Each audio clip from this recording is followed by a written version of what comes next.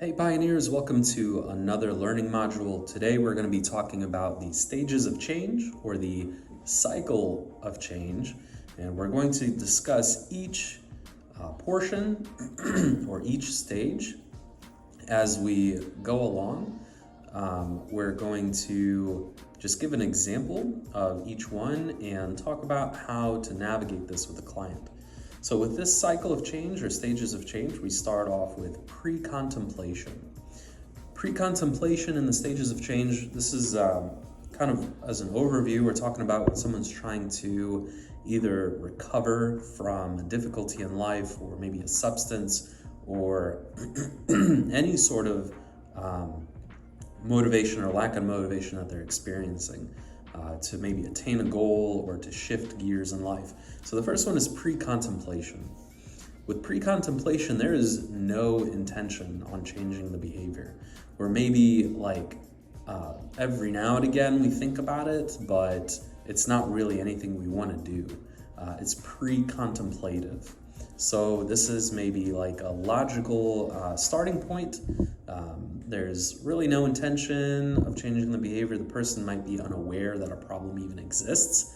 Every now and again it might pop up of like, oh wow, this is an issue, but they haven't really activated that thought of it needs to be different. The next stage on that cycle is contemplation. So now the person or the client is aware that the problem exists, but there's still no real commitment to action. There's still no drive. There's still no buy-in to, okay, we need to change this. It's simply contemplation. We're aware that this is an issue. We've seen it enough times. After that stage, we fall into preparation. Preparation now has intent. There's intention on taking action to address the problem.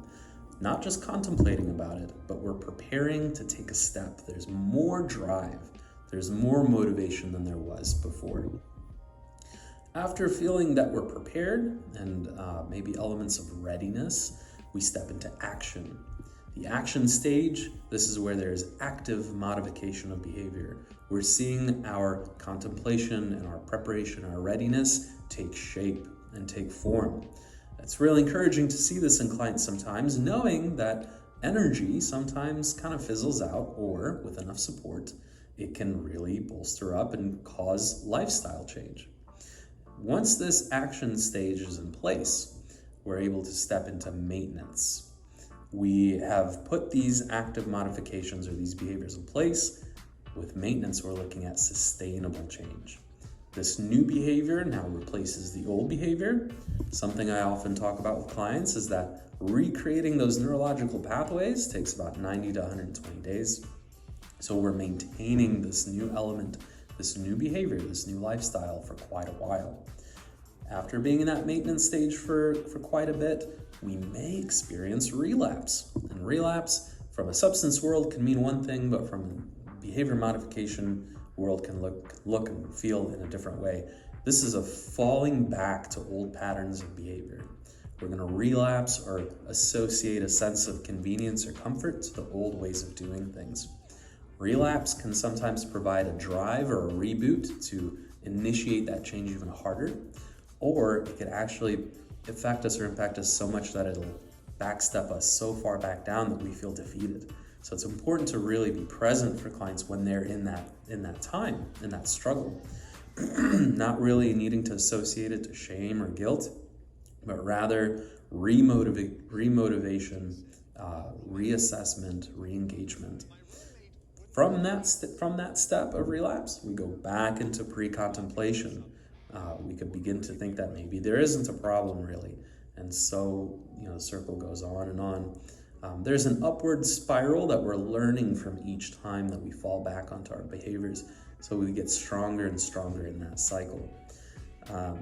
That hopefully through the process will grow stronger, and the experience of relapse will be shorter and less devastating to the person experiencing it. So that is the cycle of change. This is a very basic model that most clinicians use, whether directly or indirectly in their sessions, to identify problems, goals, and where a client is on their journey. Thanks so much for watching. Make sure to check out our other videos Like this one, subscribe, send it to your peers. It'd be much appreciated. Have a great one. Bye.